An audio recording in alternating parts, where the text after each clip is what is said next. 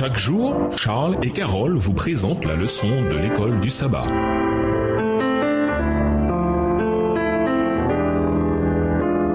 Bienvenue dans votre émission Dieu nous parle. Voilà la leçon 7, les 7 trompettes. Étude de la semaine, Apocalypse 8 et verset 1 à 13, Nombre 10 et verset 8 à 10, Ézéchiel 10 verset 2, Apocalypse 10 et verset 1 à 11, Daniel 12 et verset 6 et 7, Apocalypse 11 et verset 1 à 13 et Lévitique 16. Verset à mémoriser. Mais au jour où le 7e ange va sonner de la trompette, alors le mystère de Dieu s'accomplira, selon la bonne nouvelle qu'il a annoncée à ses esclaves les prophètes. Apocalypse 10, verset 7. Dans la scène du 5e sceau, nous avons vu que le cri des fidèles opprimés reflète le cri des fidèles à travers les âges. Les fidèles ont été décrits comme des âmes sous l'autel qui réclament à Dieu la justice et la réhabilitation en disant « Jusqu'à quand ?» Apocalypse 6, verset 10. La voix qui vient du ciel les exhorte à attendre, car le jour arrivera où Dieu jugera ceux qui les ont tyrannisés. Apocalypse 6, versets 15 à 17 décrit Jésus revenant sur terre et jugeant ceux qui ont fait du mal à ses fidèles disciples. La scène du 5e sceau représente l'expérience des fidèles de Dieu qui ont souffert à travers l'histoire depuis l'époque d'Abel jusqu'au moment où Dieu va finalement juger et venger le sang de ses serviteurs. Apocalypse 19, verset 2, dans la version Louis II.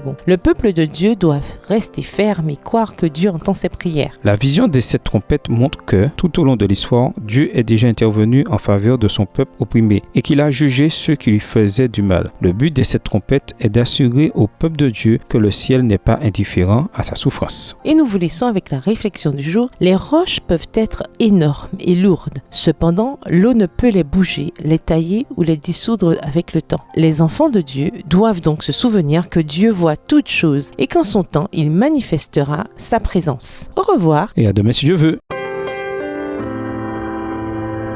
Dieu nous parle. Chaque jour, Charles et Carole vous présentent la leçon de l'école du sabbat.